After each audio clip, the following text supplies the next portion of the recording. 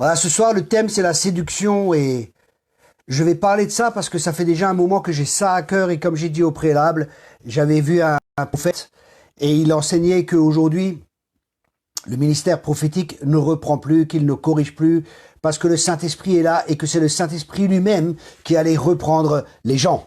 Et que le jugement était venu, que Dieu ne jugeait plus de nos jours parce que le jugement est venu sur Jésus à la croix, donc Dieu ne juge plus.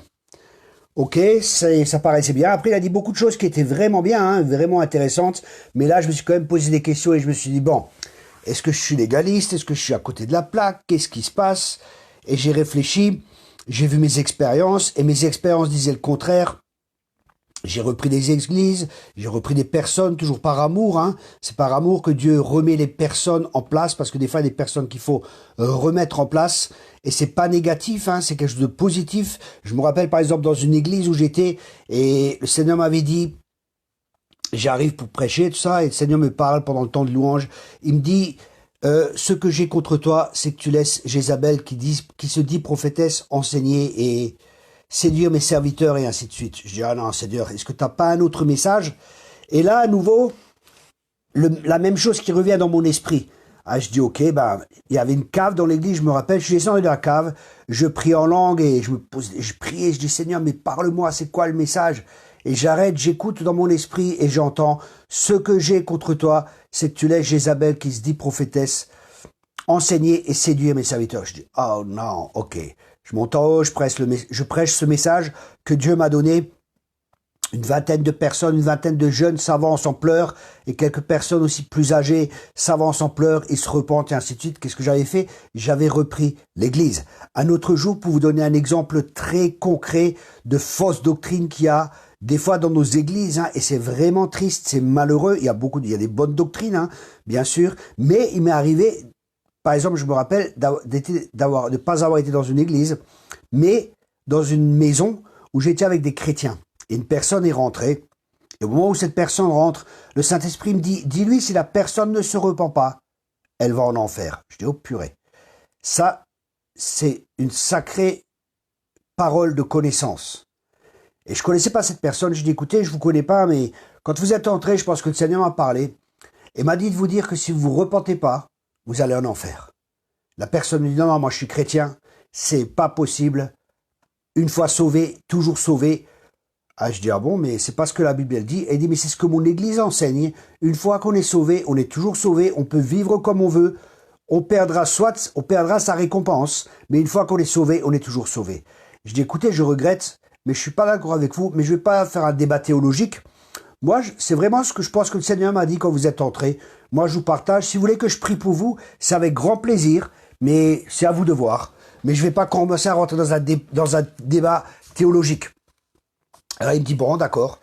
Et puis, je continue à discuter avec les autres. Au bout de 10 minutes, il me dit, écoutez, est-ce que vous pouvez prier pour moi? Je dis avec plaisir. Et je tends la main vers lui. Il était de l'autre côté de la table. Au moment où je me lève et je tends la main vers lui, j'étais encore après 1 mètre. Il est tombé par terre. Les démons ont commencé à se manifester et j'ai commencé à faire une délivrance. Et après, il a reconnu, il commençait à confesser les péchés pendant que la délivrance se faisait, ici et ça. Donc, vous voyez, une expérience m'a prouvé que cela n'est pas juste. Mais je ne peux pas bâtir, ou mes expériences, parce qu'il y en avait d'autres, hein, mais une expérience, ça c'est très important, une expérience doit être éprouvée avec la parole de Dieu, parce que la plus haute autorité que nous avons, c'est la parole. Dieu a dit que sa parole même, elle est au-dessus de lui, vous vous rendez compte? Donc la parole, c'est le summum, c'est l'autorité absolue. Et ça, c'est très important pour nous, en tant que chrétiens, que nous soyons des hommes et des femmes de la parole de Dieu. C'est tellement important. Vous savez, je vois tellement de gens, il y a tellement un manque d'enseignement dans l'église, mais c'est catastrophique, c'est terrible. J'entends des fois des débats, des personnes qui parlent et ça me rappelle, c'est pour ça que j'ai fait une école biblique aussi par correspondance, parce que Dieu m'avait parlé à l'époque et il m'a dit, fais une école. Je dis, Seigneur, j'ai tellement de travail, est-ce que c'est vraiment toi qui me parles? Confirme-moi ça. Avec la parole de Dieu de nouveau. Ouais, je demande confirmation avec la parole. Et là, Dieu m'a emmené dans le Osée. Et dans Osée, il est dit, mon peuple périt faute de connaissance. Et c'est vrai, parce qu'on n'a pas la connaissance, on est aveuglé et on ne sait pas où on va. Parce que sa parole est une lumière sur mon sentier. Sa parole éclaire mon sentier. La parole de Dieu est tellement importante et nous devons être des hommes et des femmes de la parole parce que l'ennemi va essayer de nous séduire par tous les moyens et l'arme que nous avons, l'arme offensive, c'est la parole de Dieu et c'est avec ça qu'on peut se battre contre et qu'on peut se protéger. Et c'est aussi avec le bouclier de la foi, parce que la foi vient de ce que l'on entend, et ce que l'on entend vient de la parole. Et la ceinture pour la vérité, c'est ça aussi, vous voyez, la ceinture de la vérité, c'est aussi la parole de Dieu, c'est la vérité.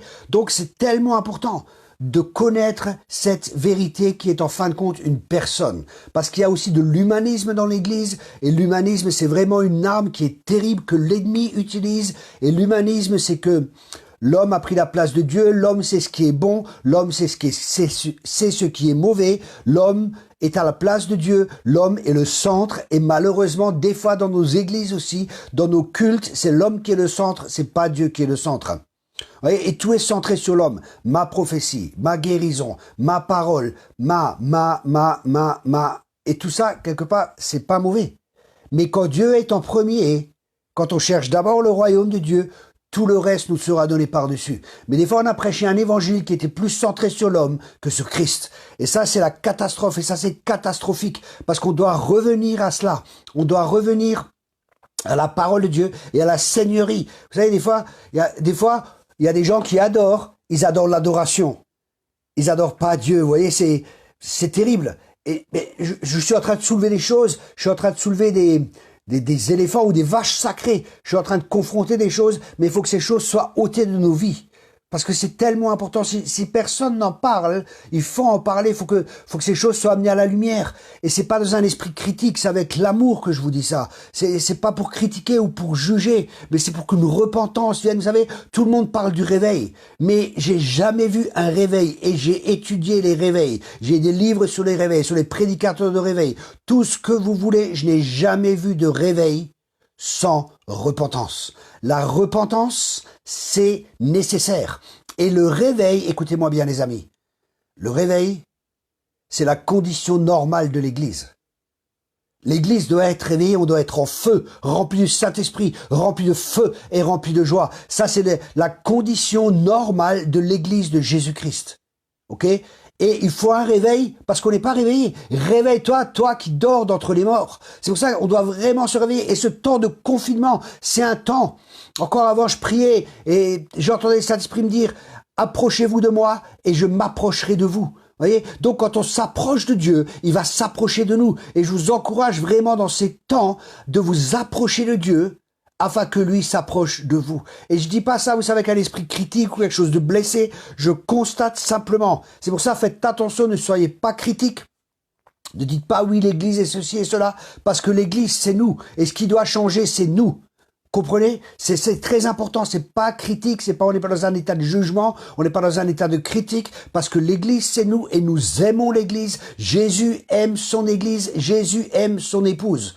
Donc, c'est vraiment très important de comprendre ça. Mais il est important, vous savez, j'ai dans les affaires, et c'est important de voir dans les affaires, à la fin de l'année ou après quelques mois, est-ce que ça fonctionne, est-ce que ça fonctionne pas, pourquoi ça fonctionne et pourquoi ça fonctionne pas. Et c'est ce qu'il faut exactement pour nous en tant qu'Église. Il faut qu'on se repose des questions dans ce temps de confinement. Pourquoi ça ne fonctionne pas, pourquoi nous ne vivons pas ce que vivaient dans les actes des apôtres, pourquoi est-ce que la puissance de Dieu n'est pas manifeste. Qu'est-ce qui manque? Est-ce que Dieu a changé? Mes amis, Dieu n'a pas changé. Dieu veut un réveil. Dieu veut déverser son esprit. Dieu veut que les malades soient guéris. Dieu veut que les aveugles voient. Dieu veut que les gens soient sauvés. Mais c'est nous qui devons changer. Dieu ne change pas. Il est le même hier, aujourd'hui et pour toute l'éternité. Donc c'est nous qui devons être changés et être transformés dans nos mentalités. Et c'est pour ça qu'on doit prêcher et revenir à l'évangile, au même évangile que Jésus prêchait. Il a dit, il faut que cet évangile soit prêché dans toutes les nations.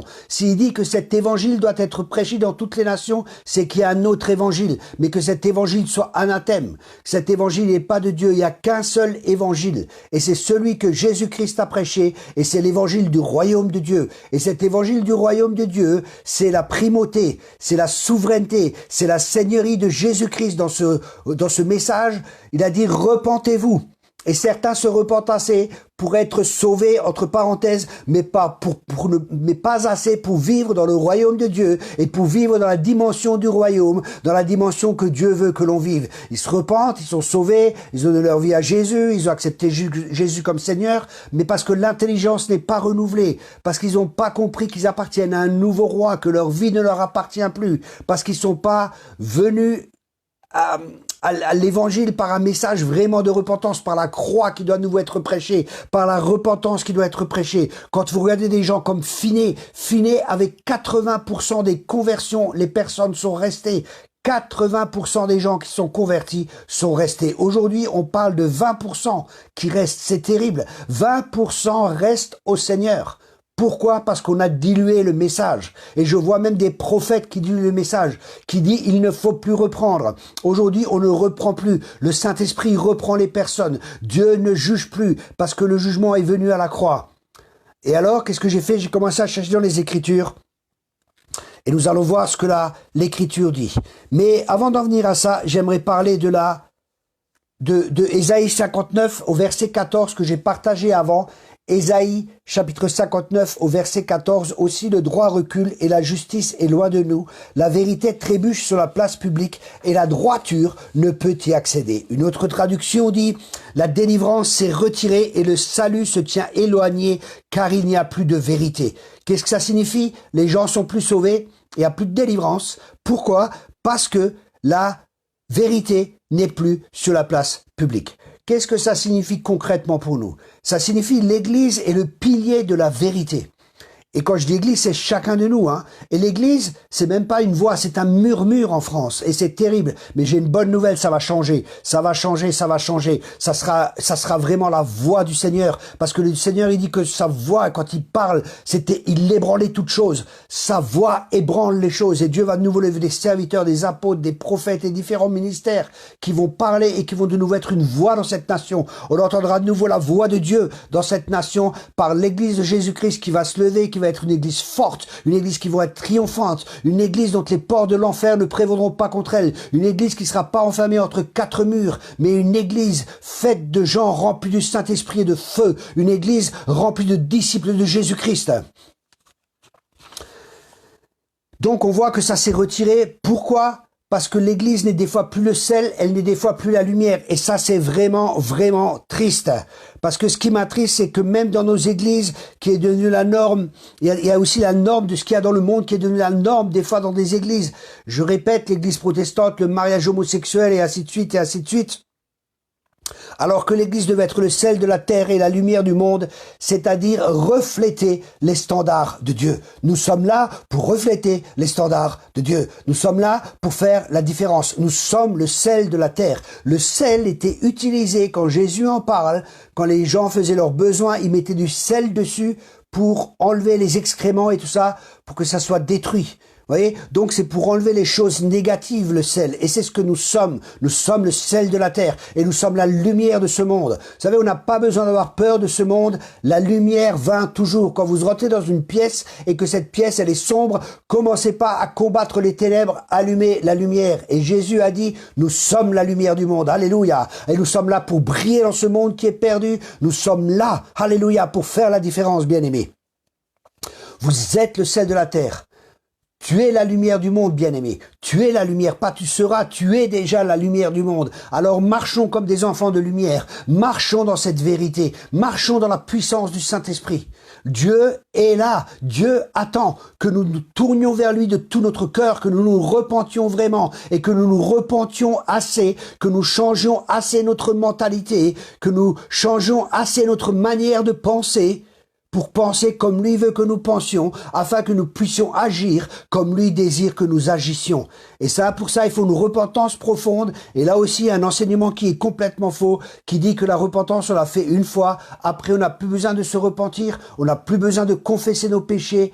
Parce que Jésus, il a tout accompli à la croix, donc on confesse une fois la conversion, et après, on n'a plus besoin de confesser nos péchés. Mais ma Bible, elle dit, confessez les péchés les uns aux autres, ou appelez les anciens. Et si vous avez des péchés, dites-leur ces choses-là.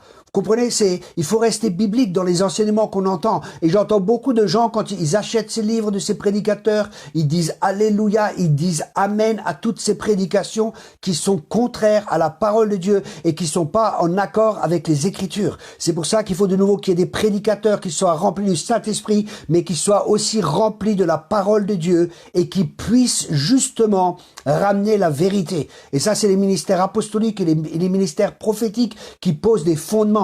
Le prophète arrache et il reconstruit. Dieu, il a dit à Jérémie, je t'ai appelé dès le ventre de ta mère et je t'ai consacré pour être prophète des nations, afin que tu ailles, que tu plantes et que tu arraches. Que tu arraches et que tu plantes. Et des fois, il faut arracher avant de planter. Il faut arracher les vieilles pensées. Il faut arracher les vieilles mentalités pour pouvoir amener la nouvelle mentalité. Des fois, on a une mentalité de pauvreté, on a une mentalité d'esclave, on a une mentalité de désert, on a une mentalité d'orphelin. Comme si on n'avait pas, en tant que chrétien, on n'avait pas de père, parce que nous avions comme père, au préalable, le père de tous les orphelins, Satan. C'est pour ça que c'est tellement important que maintenant, Dieu qui est notre père, on ait cette relation avec lui de cœur à cœur. Et alors on n'est plus des orphelins, on devient des fils et des filles. Et ça, c'est toute une maturité qu'il y a à avoir. C'est pour ça que la Bible, elle parle de bébés spirituels, elle parle d'enfants spirituels, elle parle de jeunes hommes spirituels et elle parle de mère et de père et de mère spirituels. Je vais faire un enseignement aussi sur ça avec les différents stades de maturité, parce que des fois dans un domaine, dans un autre on peut être un bébé et dans un autre on peut être un père, mais des fois il y a des domaines dans notre vie où on n'est pas encore arrivé à maturité parce qu'on a besoin de guérison intérieure, on a besoin de renouvellement de l'intelligence, on a besoin que le Seigneur prenne les rênes aussi dans ce domaine. C'est ça la conversion, hein. On se convertit et Dieu continue à la bonne œuvre qu'il a commencé en nous, il va l'achever, il continue à travailler, c'est pas un travail qui se fait en une fois. Après, il y a de nouveau des domaines dans notre vie qui doivent être travaillés, et là Dieu travaille, et c'est souvent progressif, et c'est ainsi qu'on va de gloire en gloire, et de victoire en victoire, alléluia, et c'est à ça qu'on est appelés les amis. Donc ça m'attriste de voir tous ces enseignements qui sont contradictoires, qui sont contraires aux Écritures, qui sont actuellement dans l'Église, et c'est nécessaire que quelqu'un confronte ces choses et dénonce ces choses. Nous ne devons pas avoir peur. L'apôtre Paul a repris Pierre. Ça aussi, c'est le Nouveau Testament. Je regrette ce cher prophète qui est mondialement connu. Il est dans une fausse doctrine en disant que un prophète ne reprend plus, c'est faux. Et que le jugement est arrivé à la croix, tout est fait, c'est faux. Ce n'est pas ce que la parole de Dieu dit. La parole de Dieu dit autre chose. Regardez Ananas et Saphira qui sont tombés morts. Je sais pas si c'est pas un jugement, mais c'est quoi alors? Vous voyez? Et le jugement, c'est pas quelque chose de négatif. Oui, Dieu nous juge, il nous frappe. Non, non. Dieu, quand il juge, ça a toujours une connotation de rédemption. C'est toujours rédemptif. Ça, c'est important de comprendre ça. Quand Dieu nous juge, il nous montre ce qui va pas pour qu'on s'aligne avec lui. Ok? Dieu est un père. Et ça, c'est quelque chose de positif. Et après, si on se repent pas, si on ne change pas nos mentalités, il y aura des conséquences aux choix que nous faisons. Si nous faisons les bons choix, la bénédiction sera là. Voici, je mets un chemin devant toi, un chemin qui mène à la vie. Choisis la vie afin que tu vives. Si nous choisissons ce chemin et nous marchons dans cette bénédiction, ok, on sera béni et béni et béni et béni. Ok? Vous savez, en tant qu'Église, on ne peut pas amener la repentance si nous-mêmes, nous ne passons pas par une repentance profonde. Et plus la repentance est profonde dans nos vies, plus Christ aura de place dans notre vie. Oui, l'évangile de l'hypergrâce, c'est ça le problème, c'est l'hypergrâce. Vous savez, j'ai exprès acheté le livre de Michael Brown, je ne sais pas si vous connaissez, où il parle de l'hypergrâce, parce que j'entendais des prédicateurs et quelque part dans mon esprit, je me disais, ah ça colle pas, c'est pas juste, mais il y a des foules qui les suivent, des milliers de gens qui les suivent. Pardon. Donc j'ai acheté le livre de Michael Brown sur conseil, de différents ministères, du réseau que je fais partie, l'apôtre principal, le fondateur de cela. Il a dit, voilà, je vous recommande d'acheter le livre de Michael Brown, et ça parle sur l'hypergrâce. Et Michael Brown, verset par verset, précepte après précepte, loi après loi, verset après verset, il démontre cette fausse doctrine de l'hypergrâce. Il a écrit à ces gens, ils ont répondu, ils ont dit non, ce n'est non discutable, nous ne changeons pas. Et ce qui est très intéressant, vous voyez, c'est que souvent les gens qui sont dans cette hyper grâce, quand vous n'êtes pas d'accord avec eux, ils n'ont pas de grâce pour vous. Des fois, ils disent, vous êtes religieux, vous êtes des pharisiens. Ils disent des mots et des paroles qui ne sont pas comme avec des frères et des sœurs où on discute tranquillement dans l'amour, Bible en main. Vous voyez, c'est tellement important. Bible en main, les amis. C'est comme ça qu'on peut voir si un enseignement est faux ou si un enseignement est juste. C'est avec la parole de Dieu et par le Saint-Esprit. La somme de tes paroles est la vérité. Un verset sorti du contexte devient un prétexte. Je répète cela. Un verset sorti du contexte devient un prétexte. C'est pour ça que nous devons... L'Écriture explique l'Écriture. La Bible, elle dit qu'il faut qu'il y ait 2 ou 3 témoins toujours. Ça veut dire 2 ou 3 versets, pas un verset sorti comme ça. La Bible s'explique par la Bible. C'est une parole qui est vivante. Et Jésus nous dit, dans Luc 3, verset 8, « Produisez donc des fruits qui conviennent à la repentance, et ne mettez pas à vous dire en vous-même, nous avons Abraham pour père, car je vous dis que Dieu peut de ces pierres susciter des enfants à Abraham. » Ici, il dit qu'il y a des fruits qui doivent être là à la repentance. Il n'y a pas juste une repentance. J'ai vu des gens se repentir et qui continuaient leur vie comme au préalable. C'est pas une vraie repentance. La vraie repentance, c'est qu'on se détourne de son péché et on se tourne vers Dieu. Je m'explique. Par exemple, je suis avec maintenant un ami et je dis voilà, là aujourd'hui on est à Strasbourg et j'aimerais aller à Paris, c'est la capitale de la France, c'est merveilleux.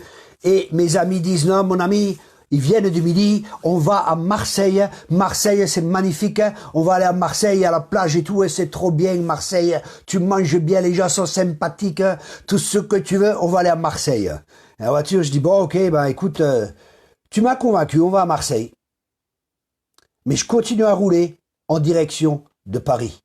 Et ça, c'est des fois ce qui arrive. Les gens ils disent, oui, je me repens. Mais ils continuent à vivre comme ils ont vécu au préalable. Ça, ce n'est pas la repentance. La repentance, c'est changer d'orientation. C'est changer de vie. C'est se détourner du mal et se tourner vers le bien. C'est quelque chose qui est nécessaire et nécessaire et nécessaire. Et c'est ce sur quoi l'accent va être mis par l'Esprit de Dieu dans les temps dans lesquels nous sommes. Et il va continuer à mettre ça par les prédicateurs qui sont remplis du Saint-Esprit et qui sont dirigés par le Saint-Esprit. C'est la repentance qui vient et la repentance, c'est quelque chose de bénéfique. Un des premiers à avoir prêché la repentance dans le Nouveau Testament, c'est Jean. Et Jean signifie don de Dieu. La repentance est un don de Dieu. La repentance, c'est quelque chose de positif, ce n'est pas quelque chose de négatif. Moi, je prie que Dieu me montre les choses pour que je puisse me repentir. Donc, qu'est-ce qu'il me faut en premier pour pouvoir me repentir? Il me faut une révélation. Parce que si j'ai pas de révélation, je ne pourrai pas me repentir. Donc, le début de la repentance, c'est quand on a une révélation. Dieu nous montre notre état et après, nous sommes là, nous sommes placés devant un choix. La seconde étape, c'est de dire oui ou de dire non. Parce que Dieu nous aime, Dieu nous laisse libres, nous sommes libres de nos choix, mais pas des conséquences de nos choix. Et quand nous disons oui à Dieu, nous disons ok Seigneur, dans ce domaine, j'ai vraiment un problème, aide-moi, j'ai besoin de ta grâce. Et c'est ce que Dieu veut. Dieu veut, écoutez bien mes amis, et ça, c'est l'évangile qui doit être prêché. Et c'est ça qui va nous libérer de la religiosité. C'est ça qui va nous libérer de beaucoup de choses que nous faisons avec nos propres forces et avec nos propres efforts. Dieu veut qu'on soit tellement dépendant de lui. Et c'est ce que Dieu fait actuellement en ces temps-là. Dieu est en train de secouer toutes choses. J'ébranlerai encore une fois les cieux et la terre. Dans l'Épître aux Hébreux, vous pouvez voir ça. Vous pouvez voir ça dans différents... Le prophète Agé aussi, Agé 2, ça c'est des paroles qui sont pour aujourd'hui parce que tout est en train d'être ébranlé. C'est une parole que j'ai donnée d'ailleurs, je crois en 2018 où je voyais une personne avec des béquilles et là la personne marchait avec des béquilles et je voyais et Dieu m'a dit, voilà, je vais enlever les béquilles qui sont là où les gens, ils marchent avec des béquilles. Ces béquilles, ça peut être votre église, ça peut être votre pasteur, ça peut être les vidéos que vous regardez toujours. C'est ce sur quoi, ça peut être vos finances, ça peut être tellement de choses, hein, où on s'appuie. Tout ça, c'est pas mauvais, hein. Pasteur, église, tout ça, c'est pas mauvais, c'est pas ce que je dis, hein. Mais vous savez, maintenant, dans ces temps de confinement, est-ce que vous avez vraiment une relation avec Dieu? Ça, c'est la question. Ou vous viviez juste comme des drogués, dimanche après dimanche, ils vont à l'église et ils prennent leur shoot du dimanche et alléluia, le lundi, ils sont remplis, tout va bien, mais dès que les problèmes arrivent, mardi, c'est ce que j'appelle les chrétiens sous-marins. Le dimanche, ils sont à la surface. Le lundi, ils descendent de plus en plus bas. Et le dimanche, ils ont besoin de nouveau d'un shoot. Ils ont besoin de nouveau d'une parole d'encouragement. Et nous devons apprendre comme David. David se fortifiait dans le Seigneur. Et ces temps de confinement sont là. Si vous n'aviez pas de culte personnel avant, si vous n'aviez pas de temps avec Dieu, profitez-en maintenant. Cherchez Dieu. La parole que j'ai eue ce soir, c'est « Je me laisse trouver par ceux qui me cherchent. Approchez-vous de moi et je m'approcherai de vous. » Mes amis, approchons-nous de Dieu. Dieu nous a fait une promesse que si nous nous approchons de lui, lui s'approchera de nous. C'est une certitude. Il m'est arrivé pendant 1 semaine, 2 semaines, je cherchais Dieu, j'avais pas de réponse. Il n'y avait rien. C'était le vide complet. Mais je savais que je savais, parce que la parole de Dieu dit « Approchez-vous de moi et je m'approcherai de vous. » Que quelque chose se passait et qu'il y avait des choses qui se passaient en moi, même que je le sente ou que je le sente pas. Quand on est dans la présence de Dieu, on ressort, on est différent. Et je cherchais Dieu pour Dieu et Dieu travaillait mon cœur. Dieu faisait des choses à l'intérieur de moi. Dieu faisait un travail, même je l'entendais pas, même il n'y avait rien qui se produisait extérieurement. Et là aussi, Dieu voulait voir, est-ce que tu me cherches vraiment? Est-ce que tu veux vraiment me rencontrer? Vous voyez, je sais plus où c'était, plusieurs fois ils ont parlé avec Jésus et Jésus répondait pas tout de suite. Il laissait faire. Est-ce que les gens voulaient vraiment la réponse? Est-ce que vous cherchez vraiment Dieu? Les amis, cherchons. Cherchons Dieu de tout notre cœur. Et il se laisse trouver par ceux qui le cherchent de tout leur cœur. Si vous le cherchez de tout votre cœur, il y a une promesse pour chacun de nous, mes amis. Nous allons avoir la réponse de Dieu. Je vous encourage, cherchez-le de tout votre cœur, il se laisse trouver par ceux qui le cherchent. Vous voyez, donc il dit, produisez donc des fruits qui conviennent à la repentance et ne vous mettez pas à vous dire en vous-même, ils se séduisaient eux-mêmes en se disant en eux-mêmes, non, nous, descendance d'Abraham, on n'a pas besoin de ça, on n'a pas besoin de se repentir. Vous comprenez? Oui, je fais partie de telle église, oui, je fais partie de telle dénomination, oui, je suis un chrétien évangélique, j'ai pas besoin de me repentir, j'ai pas besoin de ça, j'ai pas besoin de ceci. Et une autre preuve de la fin des temps, que j'aimerais partager avec vous, c'est Israël. Il y a tellement de promesses sur Israël, je vais très vite là-dessus parce qu'il y a beaucoup de versets. Dieu, il dit, je ferai refleurir le désert. Une nation peut-elle naître en un jour? Israël est né en un jour. Et ça, c'est important pour nous parce qu'Israël, c'est le figuier. Et on voit au figuier dans les temps dans lesquels nous sommes, les temps que nous vivons. Ça, c'est vraiment, vraiment important. Le figuier, c'est Israël. Vous voyez, quand le figuier est mûr, c'est que le retour du Seigneur est proche. Et on voit, Israël est devenu une nation. Israël, on voit que Dieu, on est dans un temps particulier. Écoutez bien ça. Écoutez bien ça, c'est très fort.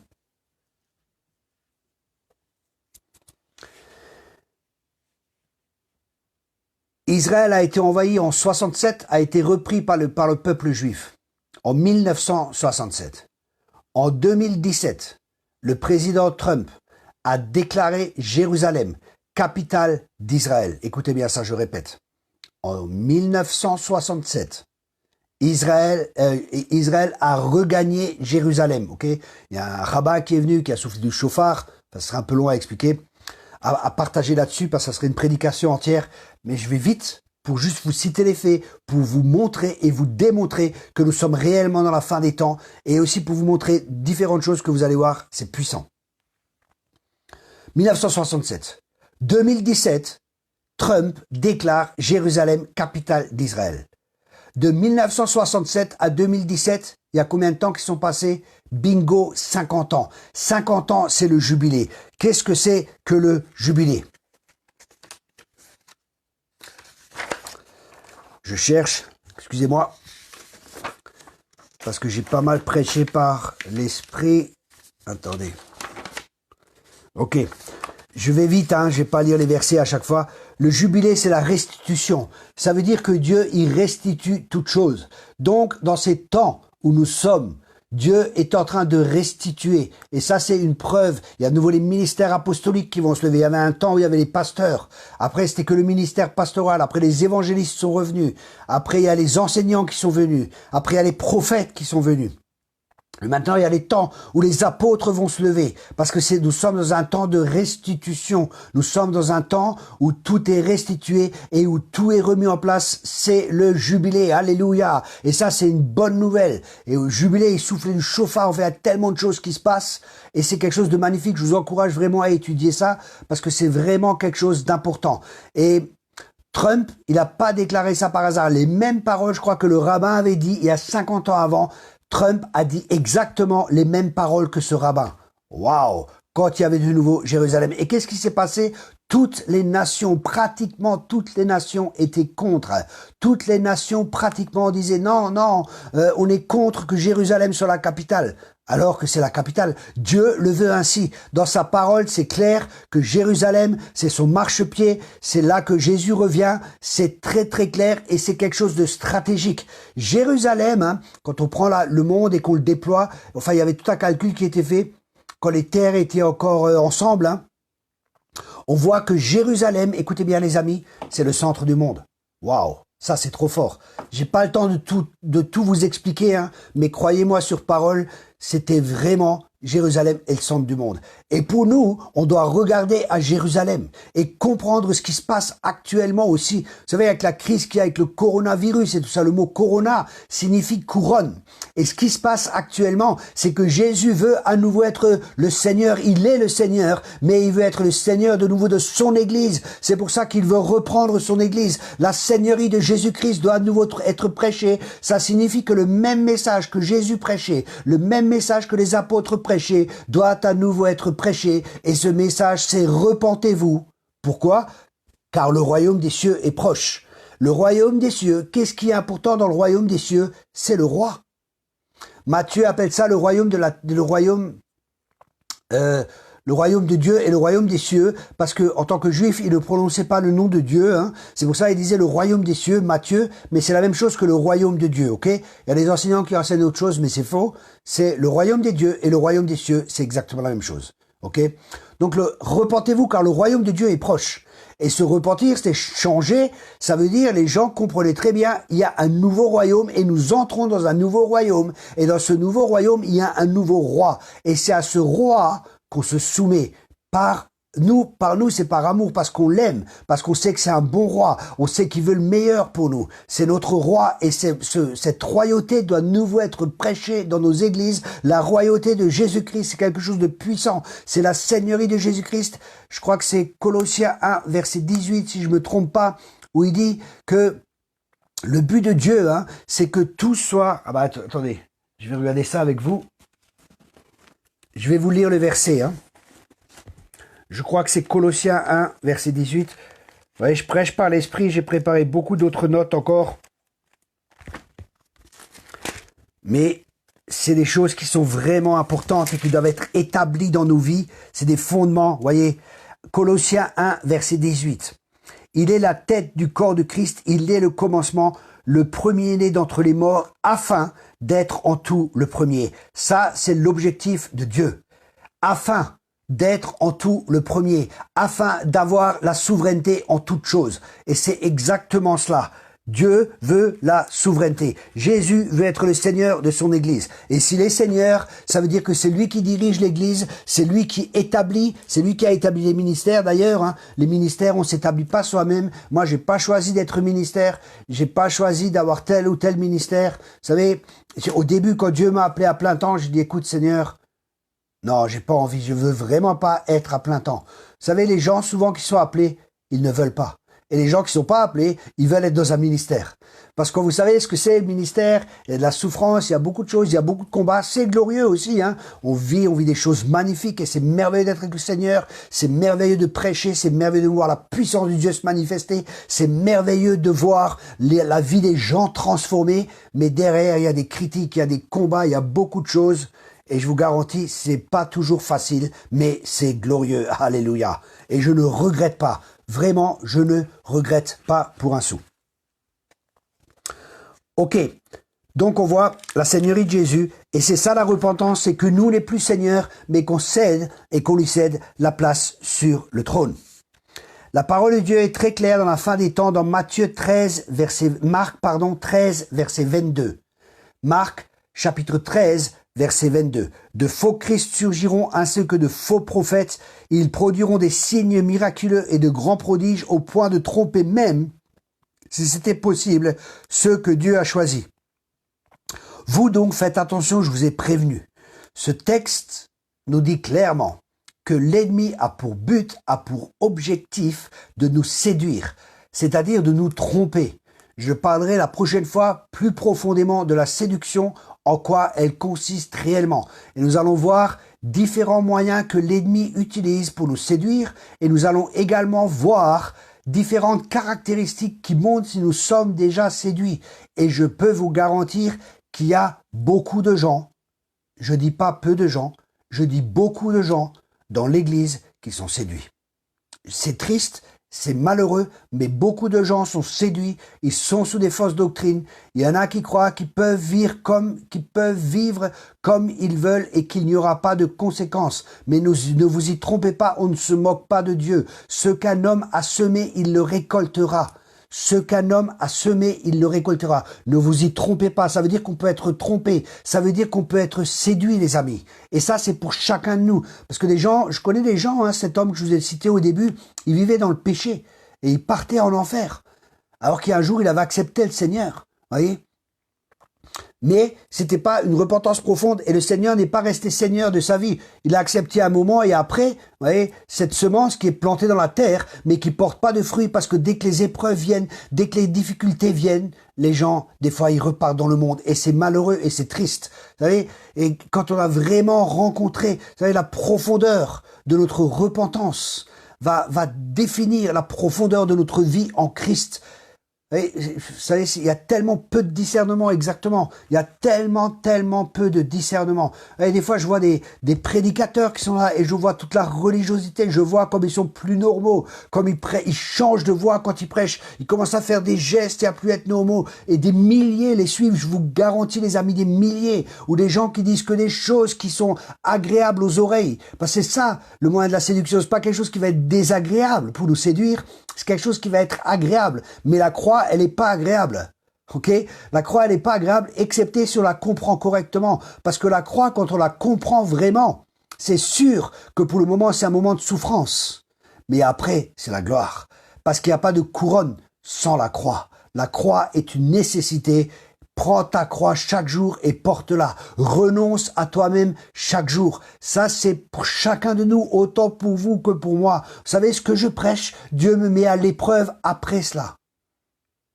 C'est pas juste des paroles. Je dois vivre ce que je prêche. Et je veux vivre de plus en plus ce que je prêche, que la croix aille de plus en plus profond dans ma vie, parce que mon désir, c'est que les gens voient Christ en moi, l'espérance de la gloire. C'est Christ que nous voulons voir, les amis.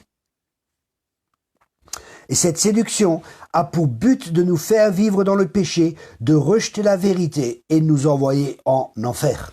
Et ça, c'est terrible. Je dis justement, ce prophète qui est reconnu à un niveau international, j'ai écouté avec attention ses arguments. Par exemple, le jugement est venu sur Jésus, donc Dieu ne juge plus aujourd'hui. Nous sommes sous la grâce. Et il a dit également qu'en tant que prophète, on ne peut pas reprendre les personnes à partir de 1 Corinthiens 14. Mais là, je vais étudier s'il n'y a pas un mot, parce qu'il y a le mot exhorter, et je crois que le mot exhorter, ça signifie aussi corriger. Mais je ne suis pas sûr.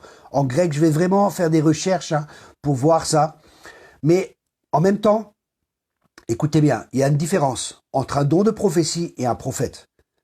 Un prophète est un don en tant que personne. Le don, c'est un don, c'est quelqu'un qui reçoit un don. Un prophète, c'est une personne qui est mise à part, que Dieu a mis à part, que Jésus a choisi. Les dons viennent du Saint-Esprit. Écoutez bien, les dons viennent du Saint-Esprit. Les ministères, c'est Jésus qui les donne. Et Jésus donna les apôtres, les prophètes, les évangélistes, les enseignants et les pasteurs ou les bergers. Ok? Donc, c'est une grande différence. Et un prophète, c'est une personne. C'est pas un don. Ça veut dire un prophète, quand vous êtes avec un prophète, il va vous parler. Tantôt d'une manière, tantôt d'une autre manière. Même il vous parle pas, il va vous parler. Il va faire des blagues, vous allez être repris, vous allez être corrigé. Ou il va vous édifier, ou il va vous encourager, ou il va parler dans votre vie. Même, lui-même se rend pas compte, parce que c'est une vie prophétique. Ok? C'est pas juste un don. C'est beaucoup, c'est un niveau au-dessus. Et il y a des prophètes, il y a différents niveaux de prophètes. Il y a des prophètes pour les églises. Il y a des prophètes comme par exemple Rick Joyner, je ne sais pas si vous avez lu ses livres, hein. C'est un excellent prophète. Mais c'est un prophète qui a un don pour écrire des livres. Je l'ai entendu prêcher, excusez-moi, pas beaucoup d'onction, c'était pas très intéressant, mais quand je lis ces livres, qu'est-ce que ces livres sont loin. Waouh, c'est fort. Vous voyez, donc il y a des différents prophètes. Il y a des prophètes qui sont appelés pour des nations. Il y a des prophètes qui sont appelés pour les entreprises. Il y a des prophètes qui sont appelés juste pour des prophètes d'église. Après, il y a des prophètes qui sont appelés pour vraiment le corps de Christ. Ça veut dire qu'ils voyagent d'église en église. Et ça, il faut être conscient. Il faut savoir aussi en tant que ministère son métron. Le métron en grec, c'est son domaine de ministère. Ça veut dire chacun a un domaine et on ne peut pas aller au-delà de son domaine et prophétiser des choses que Dieu ne nous demande pas de prophétiser. Et là aussi, il y a de nouveau quelque chose que Dieu est en train de faire. Dieu est en train de purifier le prophétique.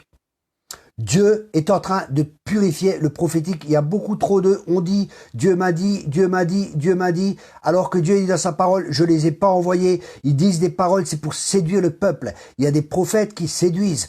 Comme ce prophète, je regrette, mais ce qui prêche, c'est contre la parole de Dieu et je suis très prudent. Je parle pas comme ça contre un ministère, mais je parle pas forcément contre le ministère, mais je parle contre ceux qu'il prêche. Et en tant que prophète, il aura des comptes à rendre parce que c'est des voix, il a des influences. Et plus nous avons d'influence, plus nous serons jugés d'une manière plus sévère. C'est ce que la Bible nous dit. Donc c'est très important pour nous. Et on voit que Dieu est en train de faire un travail. Et voyez, tout ça avec Israël, hein, je reviens à Israël pour montrer et démontrer que nous sommes dans la fin des temps. C'est vraiment intéressant parce que qu'est-ce que ça montre? Ça montre que Dieu accomplit sa parole. Ce que sa bouche dit, sa main l'accomplit. Ça veut dire qu'on peut se fier en lui. On peut être confiant. On peut voir ce que Dieu fait, il le fait. Dieu dit quelque chose il y a des milliers d'années et quand il a décidé de le faire, quand les temps ont été accomplis, il a envoyé Jésus. Quand c'est le temps de Dieu, quand Dieu décide de faire quelque chose, il le fait et rien et ni personne ne peut l'empêcher. Quand Dieu a un plan avec Israël, il a eu son plan et il ferait une nation forte. Il bénit Israël. Le peuple juif est un peuple béni. Israël est béni. Et là, personne ni rien ne peut rien y faire. On peut rien y faire. Même le prophète Balaam qui voulait maudire Israël, il pouvait pas. Il pouvait pas. Parce que Dieu a béni. Et ce que Dieu a béni, vous pouvez le maudire autant que vous voulez. Ça changera rien. Je sais que je suis béni. Les gens peuvent me maudire autant qu'ils veulent. Des satanistes peuvent venir. Ils peuvent me maudire autant qu'ils veulent. Aucune arme forgée, toute arme forgée contre moi sera sans effet. Et la malédiction sans cause sera sans effet. Amen. Donc, on ne sera pas touché. Amen, les gens, mes amis, soyez encouragés, soyez fortifiés. Dieu est assis sur son trône. Dieu est encore assis sur son trône et il règne. Alléluia. Dieu n'est pas surpris par les choses qui arrivent. Écoutez bien. Psaume 2, verset 1. Psaume 2, verset 1. Pourquoi ce tumulte des nations, ce vain murmure des peuples? Les rois de la terre se dressent, les grands se liguent entre eux contre le Seigneur et son Messie. Et ça va venir. La persécution va venir, les amis. Parce que l'Église va déranger de plus en plus. Et nous allons de plus en plus proclamer cette vérité. Nous allons de plus en plus être la lumière. Et les ténèbres vont commencer à se lever de plus en plus contre la lumière. Mais la bonne nouvelle, les amis, j'ai lu la fin du bouquin. On a gagné, on a gagné. Donc ne vous inquiétez pas, on connaît la fin et on sait qu'on a gagné. Et après ça, il dit... Faisons sauter nos chaînes, rejetons ses entraves. Celui qui règne dans les cieux s'en amuse. Les seigneurs se rient de ses ennemis ou le Seigneur les tourne en dérision.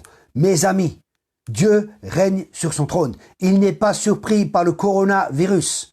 Il n'a pas de crise d'angoisse. Il n'a pas peur. Il n'a pas peur pour son église. Il n'a pas peur que les églises soient fermées. Sincèrement, je vous dis, c'est même une bénédiction que les églises soient fermées parce que les gens se retrouvent chez eux et des fois, ils ont plus ces béquilles. Le groupe de louanges, le pasteur, leur message, mais ils peuvent maintenant se placer face à face avec leur Dieu. comme Élie, devant le Dieu devant qui je me tiens. Et ça, c'est ce que Dieu veut. Dieu veut que ses enfants reviennent à lui de tout leur cœur. Et ça s'appelle la repentance. Dieu veut qu'on revienne. Revenons à lui de tout notre cœur. Déchirons nos cœurs et pas nos vêtements. Revenons à Dieu. C'est ce message qui doit être prêché pour que l'Église puisse être changée, pour que nous soyons des outres neuves, pour que les choses anciennes soient ôtées, afin que Dieu fasse de nous des outres neuves. Les vieilles outres, on les prenait, on les mettait dans l'huile, on les laissait tremper, on les frappait, je crois, pour que tout ça se soit ôté, toutes les choses, et on faisait des nouvelles outres avec cela. Et c'est ce que Dieu est en train de faire. Il est en train de faire un travail profond. Si nous lui permettons de travailler profondément dans notre vie, de changer nos mentalités, de changer nos cœurs d'orphelins, avec des cœurs de fils et de filles. Et c'est ce que Dieu veut faire dans nos cœurs profondément. Et ça, c'est tellement important. Vous savez, beaucoup écrivent, oui, on dit que la vérité dérange, et ci et ça. Moi, je suis prédicateur de la vérité. Je suis pas là pour faire plaisir. Je suis pas là pour dire aux gens ce qu'ils veulent entendre. Je suis là pour dire aux gens ce qu'ils doivent entendre. Parce que des fois, on va entendre des choses, mais ces choses ne vont pas changer votre vie. Vous savez, Dieu nous dit pas ce qu'on veut entendre. Dieu nous dit ce qu'on doit entendre. C'est lui qui est Dieu. Et on peut pas. Et vous savez, dans la fin des temps, la Bible a dit qu'ils vont chercher des enseignants qui leur disent que des bonnes choses et ainsi de suite. Mais c'est pas possible.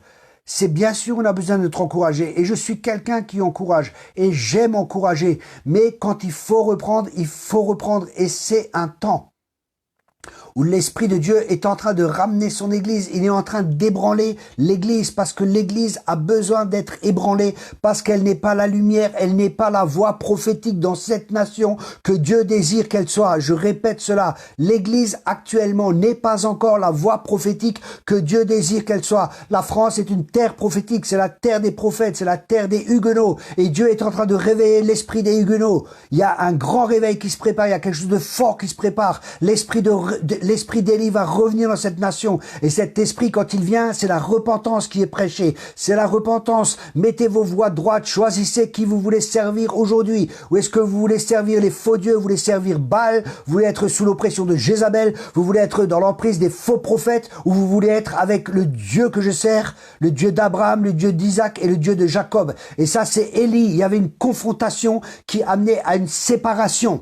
Et c'est le prophète qui appelait le feu du Dieu, parce que Dieu est un Dieu qui répond aussi par le feu. Et c'est ce que Dieu veut, que nous soyons des hommes et des femmes qui soyons remplis de feu, des prophètes de feu, des apôtres de feu, les 5 ministères qui soient en feu. Parce que sinon, en tant que ministère, on n'est pas en feu. Comment voulez-vous qu'on prêche le feu aux gens? En tant que ministère, les amis, si vous êtes des ministères, prenez du temps à part avec Dieu. Vous savez, un prophète, il préfère être dans le lieu secret que d'être sur l'estrade. Un vrai prophète ne cherche pas l'estrade. Il aime les gens. Mais il y a trop de gens, ils courent pour avoir des estrades. Ils courent pour avoir des invitations. Moi, mon temps préféré, c'est d'être avec mon Père. C'est d'être avec mon Dieu. Quand il me parle et je lui parle et on partage ensemble et il montre des choses. Quand il me touche avec son amour, quand il me touche avec sa douceur. Quand il me parle, c'est merveilleux d'être avec Dieu. Vous comprenez? Et ça, c'est des vrais ministères. Ils préfèrent être avec le Seigneur. Ils n'ont pas besoin d'une estrade parce qu'ils ont des besoins, ils ont des manques qui sont en eux pour être acclamés par les gens, pour être applaudis par les gens, pour dire oui, c'est un bon message. Ah, ce que vous dites, c'est merveilleux. C'est des gens qui dépendent de Dieu, comme Élie. Et c'est ce que Dieu est en train de préparer. Dieu est en train de lever une armée. Et c'est des gens qui connaissent leur Dieu. C'est des gens qui seront forts. C'est des gens qui ont été mis à part. C'est des gens qui ont été mis à part du système, qui sont pas dans un système qui cloisonne les gens, mais qui sont dans le royaume de Dieu, alléluia, et qui vit dans la liberté glorieuse des enfants de Dieu, des hommes et des femmes qui vont marcher comme Élie, qui ont été mis à part pour un temps comme celui-ci. Je répète, des gens qui ont été à part pour un temps comme celui-ci, des gens qui ont été formés dans le désert, comme Jean-Baptiste, des gens qui ont été mis à part. Un vrai prophète ne refuse pas le désert, c'est une nécessité parce que Dieu travaille nos cœurs en profondeur. Dieu ôte les choses négatives de nos vies et nous avons besoin de cela. Et nous devons comprendre cela en tant que ministère parce que nous ne pouvons pas amener aux gens ce que nous-mêmes nous n'avons pas vécu. C'est fini le temps des gens qui parlent pour parler où il n'y a pas de puissance de Dieu, où il n'y a pas ces choses-là. Ces gens vont se taire dans les temps qui viennent parce que les vrais prophètes de l'Éternel vont se lever. Les vrais ministères vont se lever de plus en plus. Des gens qui sont mis à part pour Dieu. Dieu, des gens qui cherchent à amener la volonté de Dieu, des gens qui vont dire Dieu dit et les choses vont s'accomplir quand ils vont parler, pas 50 ans après, des gens qui seront revêtus d'une telle autorité. Ça sera très fort, les amis, dans les temps qui viennent, ça va être des temps glorieux. Mais pour ça, permettons actuellement de nous laisser préparer, permettons à Dieu de purifier nos cœurs, permettons à Dieu de travailler nos vies en profondeur pour être ces vases d'honneur, alléluia, pour être ces vases qui vont porter la gloire de Dieu, qui va être plus forte que celle de la première maison. Il y a quelque chose de très fort qui se prépare, les amis, et le feu va venir, et ce feu, il va brûler la paille, il va brûler tout ce qui n'est pas l'or, tout ce qui n'est pas de Dieu, ça va être consumé parce que Dieu est encore une fois en train d'ébranler toutes choses. Alors laissons-nous ébranler par le Seigneur. Amen. Parce que quand il ébranle, il ôte tout ce qui n'est pas à sa gloire, tout ce qui n'est pas de lui, il va l'ôter, tout ce qui n'est pas bâti sur son royaume. Tout va être ébranlé parce qu'il veut qu'on soit construit sur un royaume qui est inébranlable. Et le royaume de Dieu, c'est un royaume qui est inébranlable. Aïe, déjà 50 minutes, je pourrais encore parler 1 heure, les amis. C'est quand on est saisi, on est saisi. On a envie de partager. Ok. Voilà. Et je vais terminer avec ça. Et je reprendrai la prochaine fois, je continuerai à parler de la séduction, hein. On ira plus en profondeur dans cela, et c'est vraiment une nécessité qu'on comprenne ce qu'est réellement la séduction. Mais avant de terminer, j'aimerais encore parler et partager avec vous que la Bible, elle dit que c'est comme au temps de Noé. Voyez, un jour l'arche s'est fermée, il a parlé, Noé a parlé, et nous devons être comme Noé, c'est comme au temps de Noé, hein. L'église, Noé, parlait. Et les gens se moquaient, les gens riaient. Il y a des gens qui se moquaient, il y a des gens qui riaient. Voyez. Mais lui, il a sauvé sa famille. Sa famille était sauvée. Ça, c'est important pour nous. Que notre famille, déjà, elle soit sauvée. Ok. Ça, c'est vraiment une priorité dans le cœur de Dieu. Parce que c'est ça aussi l'esprit d'Élie. Je ramènerai le cœur des pères vers les fils et le cœur des fils vers les pères. Ça, c'est vraiment un point qui est très important. Mais après, comme dans les temps de Noé, les gens mangeaient, les gens buvaient. Et qu'est-ce qu'il y a de mal à ça? Il n'y a rien de mal. Mais la Bible, elle dit, ils ne se doutaient de rien. Et ça, c'est le problème. Vous savez, même des gens dans l'église, ils ne se doutent pas dans les temps dans lesquels nous sommes. C'est pour ça que nous devons avoir l'esprit d'Isaacar. Et je parlerai de cela aussi la prochaine fois, ce qu'est l'esprit d'Isaacar et pourquoi c'est tellement, tellement nécessaire que l'esprit d'Isaacar soit au milieu de nous. Ça va nous permettre de comprendre les temps et aussi nous permettre de comprendre quoi faire pendant ces temps. Et je prie, Père, pour ta grâce. Je prie, Père, pour chaque personne ce soir. Je prie, Seigneur, que vraiment tes paroles ne soient pas, que ces paroles ne tombent pas à terre, Seigneur. Qu'aucune parole ne tombe à terre. Que ces paroles tombent dans le cœur des gens. Que tout esprit contraire, que toute séduction soit ôtée dans le nom de Jésus. Que ta parole soit comme un marteau qui brise le roc le plus dur. Je prie, Père, que la parole qui a été proclamée ce soir, qu'elle fasse son effet dans la vie des gens. Que cette parole porte du fruit 30, 60 et 100 fois. Que la vie de mes bien-aimés soit changée. Que ma propre vie soit encore changée. Pour qu'on puisse de plus en plus te ressembler. Pour qu'on puisse de plus en plus marcher de gloire en gloire et de victoire en victoire. Vraiment, Seigneur, merci pour ta parole qui est sortie ce soir. Merci pour ta parole qui a amené la vie ce soir, que des vies ont été transformées, alléluia, que des prises de conscience ont été faites. Et je prie encore, Seigneur, que cette parole, que tu continues à agir au travers de cette parole encore ce soir, dans le nom puissant de Jésus. Une génération radicale qui se lève, les amis. C'est vrai, il faut venir au cours biblique, mais j'ai aussi une école biblique par correspondance. Je vois Geneviève Berthaud, vous avez écrit, il faut venir au cours biblique, c'est génial. Merci beaucoup Geneviève pour cet encouragement. Soyez abondamment bénis. Si vous ne pouvez pas venir, nous avons une école biblique par correspondance ou 20 € par mois. Vraiment, c'est pas cher. C'est presque le prix d'achat des CD, quoi. Et du port, l'envoi et tout ça. On fait vraiment le maximum pour que ce soit le moins cher possible. Ou sinon, vous pouvez prendre en clé USB, c'est 200 € par an. C'est encore moins, ça fait même pas, je sais pas moi, 10 €, 15 € par mois, je crois. Enfin, je sais même pas. Enfin, c'est pratiquement rien. Et vous investissez dans votre vie et ça change votre vie. Je dis pas ça pour vendre, bien sûr. J'aime vendre. Le ministère a besoin de finances.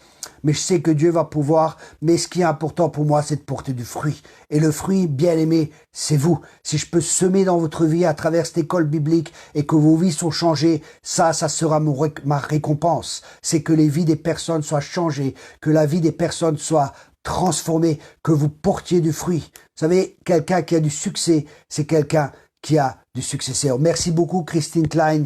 Excellent les cours par correspondance. Merci beaucoup. Merci à tous les amis. Soyez abondamment bénis. Que Dieu continue la bonne œuvre qu'il a commencé en vous. Je suis certain qu'il l'achèvera. Et on se revoit mardi prochain à 20h30.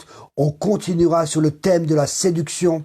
Et nous allons voir ce qu'est réellement la séduction. Et nous allons également voir comment s'en préserver, bien sûr, et comment éviter la séduction et ce que nous pouvons faire pour ne pas être séduits. Et nous allons voir les moyens que l'ennemi utilise aussi pour séduire, y compris le peuple de Dieu. Et vous allez voir, c'est très subtil, il ne s'appelle pas le malin pour rien. Merci beaucoup, mes amis.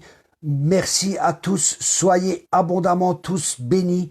Que Dieu vous comble de tous ses bienfaits, bien-aimés. Au revoir. Bonne soirée et à mardi prochain. Amen et amen. Merci beaucoup.